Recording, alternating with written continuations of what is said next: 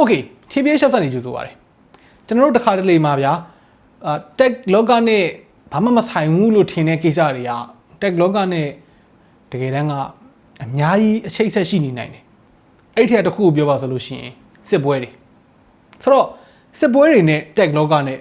ဘလို့သက်ဆိုင်မှုရှိလဲဘလို့တက်ရောက်မှုရှိလဲအဲ့ဒါလေးတွေကိုကြော်ညာလိုက်ပြီးပြောပြမယ်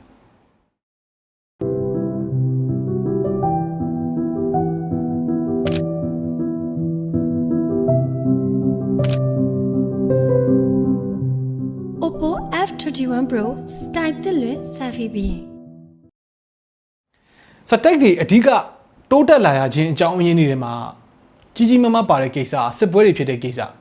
အဲ့လိုပဲတိုးတက်လာတဲ့ technology တွေကလည်းနောက်ထပ်ဖြစ်လာတဲ့စစ်ပွဲတွေပုံမှာအကျိုးသက်ရောက်မှုရှိတယ်ဆိုတော့စစ်ပွဲပုံစံတွေကိုပြောင်းလဲသွားစေတယ်ပေါ့နော်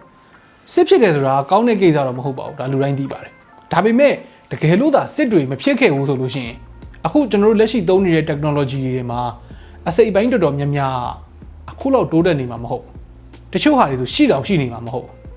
ရေဘူးရအဖြစ်စစ်ပွဲတွေကအဲ့ဒီစစ်ပွဲတွေအတွက်လိုအပ်တဲ့ technological development ကိုပို့ပြီးတော့မြန်တိုးတက်စေတယ်ပြီးတော့ဒီစစ်နဲ့မသက်ဆိုင်တဲ့ non military device တစ်ခုအနေနဲ့နေ့စဉ်ဘဝမှာပြန်ပြီးတော့အသုံးချတာမျိုးရှိနိုင်တယ်ခင်ဗျားတို့မြင်တောင်တစ်ခုပြောပြမယ် microwave ဗျာအဲ့ဒီ microwave device ကြီးကဘယ်ကနေစဖြစ်လာတယ်လို့ထင်တယ်အဲ့ဒါစစ်ပွဲတစ်ခုမှာဗျာအဲ့ဒီ radar နဲ့သက်ဆိုင်တဲ့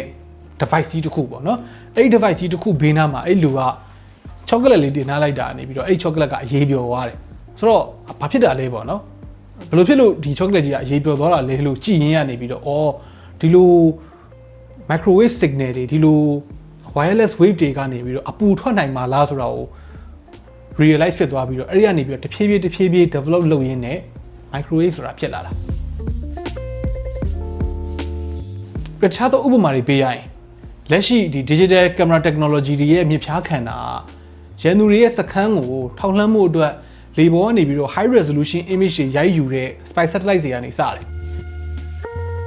အဲ့လိုပဲ walkie talkie တွေ drone တွေအဲ့ဒါတွေကလည်းစစ်တိုက်ဖို့အတွက်စသုံးခဲ့တာ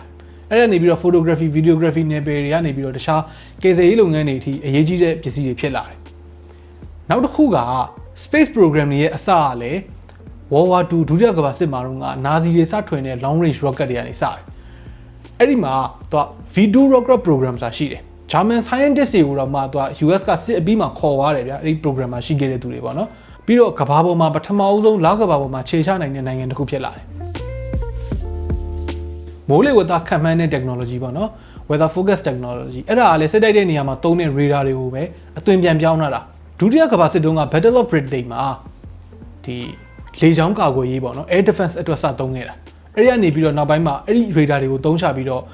ရာသီဥတုကိုခံမှန်းတွက်ချက်လို့ရတယ်ဆိုတာမျိုးသဘောပေါက်လာတယ်ဆိုတော့အဲ့ဒီမှာစအသုံးချတယ်ပြီးတော့ computer တွေ GPS တွေ internet တွေအဲ့ဒါတွေလည်းအဲ့လိုပဲတခြားဟာတွေလည်းအများကြီးရှိသေးတယ်ဆိုတော့အဲ့ဒီဘိုင်းတွေကိုတော့အသေးစိတ်မပြောပြတော့ဘူးကျွန်တော်တို့လည်းအတိအကျမသိဘူးဆိုတော့စစ်ပွဲတွေက technology တွေပေါ်မှာအကျိုးသက်ရောက်တယ်လို့မျိုးပဲတောက်လျှောက်တိုးတက်လာတဲ့ technology တွေကလည်းစစ်ပွဲတွေပေါ်မှာတဖန်ပြန်ပြီးတော့ကြီးကြီးမားမားအကျိုးသက်ရောက်မှုရှိစေတယ်အဲ့ဒါကိုလက်တလောကောင်းကောင်းမီးမောင်းထိုးပြနေတာကရုရှားနဲ့ယူကရိန်းနဲ့ဖြစ်နေတဲ့စစ်ပွဲမှာဆိုတော့ပထမအဆုံးတစ်ချက်ကသူကအချက်လက်တွေကအရင်တုန်းကစစ်ပွဲတွေထက်တိတိတသားမြင်သာဖြစ်လာပြီးတော့မြေပြင်အခြေအနေတွေနဲ့ပိုနီးစပ်လာတယ်ဆိုတော့ယူကရိန်းနိုင်ငံသားတွေမှာ smartphone တွေရှိတယ် social media platform တွေသုံးလို့ရတယ်ဆိုတဲ့အချိန်မှာအရင်စစ်ပွဲတုန်းကလိုမျိုးသတင်းမှောင်ချတာမျိုးလုပ်လို့မရတော့ဘူးအထူးသဖြင့် Starlink လိုမျိုး satellite internet provider တွေရဲ့အကူအညီနဲ့ဘာတွေဖြစ်နေလဲဆိုတာကိုသေချာချပြလို့ရလာတယ်ဆိုတော့ media တွေကနေပြီးတော့သူတို့ချပြတဲ့ format တစ်ခုတွေနဲ့ censorship တွေအမျိုးမျိုးထပ်ခံပြီးတော့ကြည့်နေရတာမျိုးမဟုတ်တော့ဘူးတကယ်အခြေအနေကိုသိလာရတယ်ပြီးတော့ဓာတ်ပုံတွေရိုက်လို့ရတာအချိန်နဲ့တပြေးညီ share လို့ရတာတွေရတယ်ဒီစစ်ဘေးခံရတဲ့လူတွေအတွက်အကျိုးရလဒ်တွေကောင်းစေတယ်ဥပမာအဖြစ်ယူကရိန်းနိုင်ငံသားတွေကသူတို့ရဲ့အဆောက်အဦတွေကိုမဇိုင်းနဲ့ထုခံရတာတို့စစ်ဘေးထန်ခံရတာတို့အဲ့ဒါတွေကိုသူပုံနေနဲ့တေချာတင်ပြနိုင်တဲ့အတွက်တခြားနိုင်ငံတွေစီမှာဒီ refugee ယူတဲ့ကိစ္စတွေလူသားစာနာထောက်ထားမှုကိစ္စတွေအဲ့ဒါတွေအတွက်ပုံမှန်ထပ်ပို့ပြီးတော့အလုပ်ဖြစ်စေတယ်ဗျာလူတွေကလည်းအဲ့လိုသတင်းတွေကြားရတာတဲ့စပွဲတဲ့လူတွေကိုယ်တိုင် share တဲ့ emotionally touching ဖြစ်တဲ့ပုံတွေကိုကြည့်ရတဲ့အခါမှာပို့ပြီးတော့ကူညီပေးခြင်းစိတ်ဖြစ်စေတယ်ပေါ့ဆိုတော့ဒီပုံတွေကိုကြည့်ရတဲ့သူတွေကတင်တဲ့သူတွေဘယ်လိုဒုက္ခရောက်နေတာလဲဆိုတာကိုပို့ပြီးတော့ရှင်းရှင်းလင်းလင်းသိရတဲ့အတွက်ကိုရင်းစာတရားပို့ပြီးတော့ထားနိုင်တယ်ပို့ပြီးတော့လှူခြင်းတန်းခြင်းစိတ်တွေလည်းပိုလာစေတယ်ပေါ့ အဲ့ဒီချက်တွေကဒီစစ်ဘေးရှောင်တွေရဲ့မျက်နှာတွေကိုမပေါ်ဘဲနဲ့ပေါ့နော်ဒီအုပ်စုလိုက်ဓာတ်ပုံရိုက်ထားတဲ့မီဒီယာတွေကနေတင်တဲ့ပုံတွေထပ်ပို့ပြီးတော့အကျိုးသက်ရောက်မှုရှိစေတယ်လို့ပြောလို့ရတယ်ဒါကိုတက်တည်ပြနိုင်တာလက်ရှိယူကရိန်းနိုင်ငံကနေထွက်ပြေးသွားပြီးတော့ refugee ခံထားတဲ့သူက3 သန်းကျော်ရှိတယ်2015မှာတော့ကယူရိုပကိုထွက်ပြေးလာတဲ့ Syria refugee တွေထက်အစားပေါင်းများစွာပိုများတယ်ဆိုတော့လက်ရှိမှာလူသားချင်းစာနာထောက်ထားတဲ့နိုင်ငံကလူတွေပေါ့နော်အဲ့နိုင်ငံတွေကဒီယူကရိန်းကလူတွေကိုအကူအညီပေးတာတော်တော်လေးများတယ်2015မှာတော့လိုမျိုး EU government တွေကအကူအညီဘယ်လောက်ပေးနိုင်မယ်ဆိုတာမျိုးခေါင်းကိုက်နေရတာမျိုးမဖြစ်သလို Syrian တွေကိုလက်ခံမှုအတွက်နိုင်ငံသားတွေစီကနေပြီးတော့ approval ကိုခက်ခက်တောင်းခံရတာမျိုးလည်းမဖြစ်တော့ဘူးဒီရုရှားဘက်ကယူကရိန်းတွေပေါ်မှာစစ်ရာဇဝတ်မှုမကျူးလွန်မှာဘူးလို့ညင်းတဲ့အခါမျိုးရှိတဲ့အခါမှာ satellite တွေကနေရိုက်ထားတဲ့ပုံတွေနဲ့ on ground က video record တွေနဲ့ရှင်းကြည့်တယ်ပေါ့နော်ဒါမျိုးတွေကရုရှားဘက်ကစစ်ပွဲအတွင်းမှာပြည်သူတွေကိုတတ်နေတယ်ဆိုတော့ဒီစစ်ရာဇဝတ်မှုတွေကိုတက်တည်အများကြီးရှိသွားစေတယ်တခြားနိုင်ငံကရုရှားပေါ်မှာစီးပွားရေးအရာရေးစုပိတ်ဆိုတာမျိုးတွေလည်းလှုပ်လာနိုင်တယ်လို့ယူကရိန်းအတွက်လည်းလက်နက်ထောက်ပံ့ဖို့ကိုပုံမြန်သွားစေတာမျိုးရှိနိုင်တယ်ပြောရရင်ဗျာစစ်ပွဲမှာမတရားခံနေရတဲ့နိုင်ငံတွေကဒီလို technology တွေကြောင့်အရင်ကထပ်တော့ပို့ပြီးတော့ခံစားလာတယ်နိုင်ငံတကာအကူအညီပိုရလာနိုင်တယ်လို့ကောက်ချက်ချလို့ရတယ်ပေါ့နော်ပြီးတော့ယူကရိန်းကစစ်မဖြစ်ခင်အထိ technology ဘိုင်းမှာ fastest growing nation တခုပြောမယ်ဆိုအရန်တိုးတက်မြန်တဲ့နိုင်ငံတခုပေါ့နော်သူရဲ့ IT industry လည်းတော်တော်လေးကြီးတယ်အဓိကတော့ယူကရိန်းမှာ IT ကျွမ်းကျင်တဲ့လုပ်သားတွေအများကြီးရှိတယ်လောက်ခကလည်းတက်တာတယ်ဆိုတော့ Google, Samsung, Gameloft, Ericsson, Snap အဲ့လိုမျိုး major tech company တွေကဒီ research and development division တွေပေါ့နော်အဲ့ဒါတွေလာဖွင့်ကြတယ်မြို့တော် Kiev မှာဆိုလို့ရှိရင်လည်း startup ပေါင်း1000ကျော်နဲ့ဒီ Terrasoft, Macport, Petcube, Grammarly အဲ့လိုမျိုးအောင်မြင်တဲ့ software company တွေအများကြီးအခြေစိုက်တယ်လက်ရှိအချိန်မှာကျတော့ယူကရိန်းမှာရှိနေတဲ့ tech company တွေကယူကရိန်းနိုင်ငံရဲ့ economic survival အတွက်ငွေရှာပေးဖို့စူးစမ်းနေတာတွေကိုတွေ့နိုင်တယ်။သူတို့ပြောတဲ့ပုံအရ tech industry ကစစ်မဖြစ်ခင်ကအခြေအနေတိုင်းကိုဆက်ပြီးတော့အလုပ်လုပ်နေနိုင်တယ်လို့ပြောတယ်။ဒီ soft john တို့ data art တို့ data post တို့လိုမျိုး tech company တွေမှာအလုပ်လုပ်နေတဲ့ဝန်ထမ်းတွေက70 to 90% လောက်ဆက်ရှိနေသေးတယ်။အများစုကသူကလုံခြုံတဲ့နေရာတွေကိုပြောင်းပြီးတော့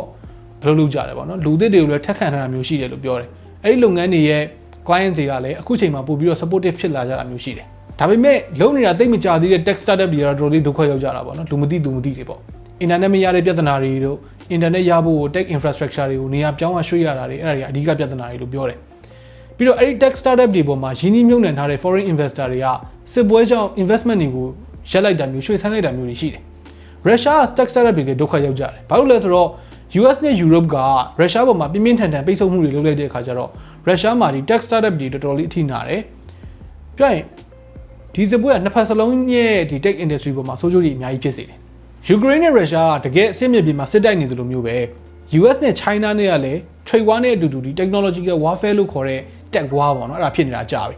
US ကအစပိုင်းမှာ tech လောကကိုဦးဆောင်နိုင်ပေမဲ့နောက်ပိုင်းပေါ့နော် 5G 6G AI robotics microchips surveillance technology အဲ့ဒါတွေမှာကျတော့ China အမိလိုက်လာနိုင်တယ်ပေါ့နော်ကမ္ဘာ super power နိုင်ငံဖြစ်လာဖို့ပြိုင်ဆိုင်တဲ့အချိန်မှာ technology ကအရေးပါတဲ့စစ်မြေပြင်တင်နေရတစ်ခုဖြစ်နေတာကိုနှစ်နိုင်ငံလုံးကနားလဲတယ်ဆိုတော့ US ကလည်း Huawei ရဲ့ 5G network ကို US မှာကွင့်မပြုတာမျိုးလုပ်တယ်ကုန်သွယ်ခွင့်ပိတ်တာမျိုးလုပ်တယ် TikTok ကို ban ဖို့လုပ်တယ်ဆိုတာမျိုးတွေရှိလာတယ် China ဘက်ကလည်း Facebook တွေ Google တွေကို ban ထားတယ်ပြီးတော့ဒီ US ကထုတ်တဲ့ app တွေတော်တော်များများကိုလည်းတရုတ်မှာကိုယ်ပိုင် version တွေနဲ့ရှိအောင်လုပ်တယ်သူတို့ဟာကို ban တယ်စသဖြင့်ပေါ့နော်နောက်တစ်ခုက China ကကူးချတယ်ဆိုတဲ့ခေတ်ကကြံခဲ့ပြီလို့တော့ပြောလို့ရတယ်2019မှာ China ဘက်က register လုပ်တဲ့ mobile coin patents က US ထက်1000ကျော်ပိုများတယ်ရှန်ကျန်းလိုမျိုးဒီ tech zone တွေကအရှိန်အဟုန်နဲ့ကိုတိုးတက်လာတာဗျာတရုတ်အစိုးရကဒီ AI တွေ robotics တွေ 6G တွေတခြား technology တွေမှာ research လုပ်ဖို့အတွက်9နှစ်စာ plan အတွက်ပေါ့နော် $1.8 trillion သုံးပြီးတော့ plan လုပ်ထားတာဆိုတော့ဒီတိုင်းသာဆက်သွားမယ်ဆိုရင်ကမ္ဘာပေါ်မှာ tech ecosystem ကနှစ်ခုအနေနဲ့ကွဲထွက်သွားတာမျိုးထိဖြစ်နိုင်တယ်တစ်ဖက်စီမှာကိုယ့်ရဲ့ကိုယ်ပိုင်စံညင်စံညွှန်းတွေနဲ့သုံးရတဲ့ internet တစ်ခုမတူညီတဲ့ hardware တွေ communication platform တွေ financial platform တွေရှိလာမယ့်ပုံစံမျိုးဥပမာ WeChat, Alibaba, Baidu လိုမျိုး app တွေက Facebook, Amazon, Google တို့နဲ့ကွဲထွက်နေသလိုမျိုးပဲ Google ရဲ့ Android OS ကိုအစားထိုးဖို့အတွက် Huawei ကလည်း Harmony OS ကို develop လုပ်တယ် US က microchips တွေကိုဝယ်မသုံးအောင်ပြည်တွင်းမှာ microchips manufacturing firm တွေထောင်ဖို့ကြိုးစားနေတယ်ဆိုတော့တကယ်လို့သာပေါ့နော်ဒီတိုင်းနှစ်ဖက်စလုံးကတင်းတင်းကြပ်ကြပ်တွေလှုပ်လာမယ်ဆိုရင်တစ်ချိန်ချိန်မှာနှစ်ဖက်စလုံးနဲ့ဆက်သွယ်ရမယ့်လူက China ဘက်ကသူတွေနဲ့ဆက်သွယ်ဖို့ China app တွေ run တဲ့ phone တစ်လုံးတခြား global app တွေ run တဲ့ phone တစ်လုံးသက်သက်လိုလာမယ့်သဘောမှရှိတယ်အလုပ်ဖုတ်တာလေးတော့နည်းနည်းများသွားပြီခင်ဗျားတို့ရောအခုနောက်ထပ်တိုးတက်လာမယ့် technology တွေကစစ်ပွဲတွေမှာဘယ်လိုအကျိုးသက်ရောက်မှုရှိမယ်ထင်လဲကျွန်တော်ထည့်မပြောလိုက်တဲ့စစ်ပွဲတွေကနေပြီးတော့မြေဖြားခံလာတဲ့ technology အကြောင်းတွေကိုလည်း အောက်က comment တွေမှာကျွန်တော်တို့ကိုညှောက်ပေးသွားလို့ရပါတယ် okay နောက်နေ့မှတွေ့တာပေါ့